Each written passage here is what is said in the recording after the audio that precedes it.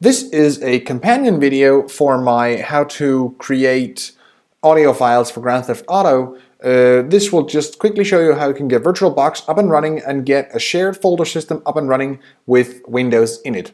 I'm going to show you this with Windows XP, but whether you use Windows 2000, Windows XP, Windows Vista 7 or whatever, the process is going to be the same. Now, in the moment of making this video, my other video that this is a companion to is not actually uploaded yet. I am still converting the audio files for the video and I'm still making it in the background. But this is a video that will show you how you can get VirtualBox up and running on your computer and use it for the specific purposes we are going to use here. All you need to do is to go to virtualbox.org and just hit that big download VirtualBox 5.0 button. And all you do here is to just find the VirtualBox for OS X hosts and then click the button AMD 64 next to it. That will launch the download. Now I have already done that on my computer, so I'm just going to not click that and close this browser. Going to open it from my download stack and wait for it to unpack. Let's just see if we can get rid of switch here. Yes, we could. There we go. And to install VirtualBox, all we have to do is just double click this package and then we'll just go through the installation just like normal. Hit continue and install and then type your administrative password for your computer and then just leave it to install. I am running on a MacBook Pro Retina here with an SSD hard drive, so this is going to pretty much fly. There we go. Hit close and now you can just start VirtualBox. I'm just going to do that from my launchpad here. There we go. And now all you need to do is just to hit new and then name your VirtualBox. I'm just going to name mine Windows XP, and the version is Windows XP 32-bit. If it isn't chosen, just do it down here. Assign it 512 megabytes of memory, just to make sure that it doesn't have any bottlenecks anywhere. And then we would like to create a new virtual hard drive, and it's going to be a VDI VirtualBox disk image. And we want it dynamically allocated, that's fine, hit OK, and then 10 gigabytes is enough for this purpose, so hit create. And there we go. Just before we get started, we have a few things we just need to set up.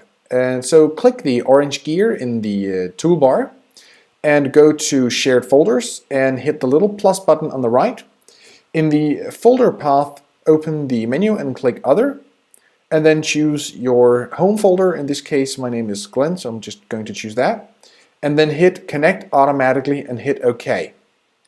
That means it'll connect your home folder as a network share every time you use this. Now you can just go ahead and start this, but I'm just, in the interest of my own setup and demonstration here, going to allow Windows XP to have a little bit more processing power, so I don't have to sit around and wait for too long. There we go. Hit the start button and the VirtualBox with Windows XP is going to start up. If you have a CD with Windows on, you can just use that. If you have an ISO file, just go ahead and locate that. And I have an ISO file, so I'm just going to locate that. That'll ensure that this will pretty much fly. These messages popping up, just hit the little close symbol and you won't see them again. Now this will just quickly load the files it needs for the Windows installation, and that's going to fly. There we go. Here you need to hit enter to start the installation and F8 to accept the license agreement. You might need to hold down FN to get the F8 key. Here you need to create a partition, and you do that by clicking O on your keyboard and then just hit enter to use the maximum space available and hit enter to use the C drive for this for the hard drive, and then use NTFS file system and with fast formatting. Very important, use fast formatting, otherwise you're going to sit and spend a lot of time formatting a hard drive that there's really no need to format. I'm just going to pause the video here and return when it is asking a couple of questions. Alright, Windows XP is ready with a couple of questions, and we're just going to fill these information pieces out. Anyway, I'm just going to skip this part. There we go. And then we'll just hit next here. And we'll just make sure the time is okay, so we'll hit next. And now it's going to go ahead and install some network stuff. There we go. And we'll just set it for the standard settings and hit next. And hit next again. And there we go. Now it'll just need time to finish up on its own. Alright, now Windows XP is almost done installing. And there we go. Now Windows XP is restarting. Once it restarts, you might get a message like this. Hit a key to start from the CD. Don't. You'll get caught in a loop where you constantly reinstall the Windows XP system. So just leave it there and leave it to start up. Now the first time Windows XP starts up, there will be a little guide here. We'll just hit OK, screen resolution OK. Move the window up here. There we go. Well, actually I think I've heard this audio before. Anyway, hit next. And then it wants to install updates. We'll just choose not right now. And we don't want to connect to the internet right now. Just skip that. And we don't want to register with Microsoft. No. And then it wants my names. I'm just going to fill that out. There we go. Hit next and hit complete. And we should be in Windows XP.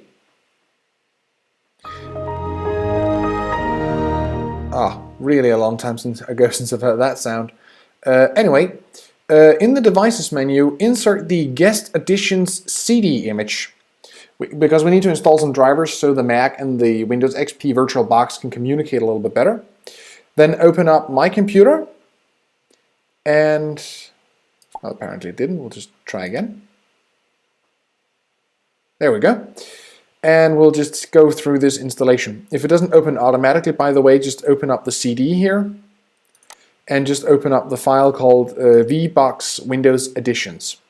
Then we'll get this installation guide here, and we'll just go quickly through that. Hit install. And then it'll come with some driver signing here in a short moment. There we go, and we'll just continue this installation. And we'll continue this installation. And we'll continue this installation. And then we want to reboot now.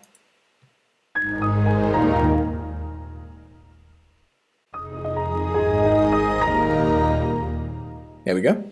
And when you open up the Start menu and go into My Computer, display settings are no. Go away. There we go. Go away. Go away. And then here you should have your home folder as a network storage, and you can go in here, and in my case I saved the ADF audio converter in my downloads folder, so I can go in here and go into my ADF converter, and there is my audio decoder. So that's how you can get VirtualBox up and running real quick. That was just a very, very short demonstration. So thank you for watching.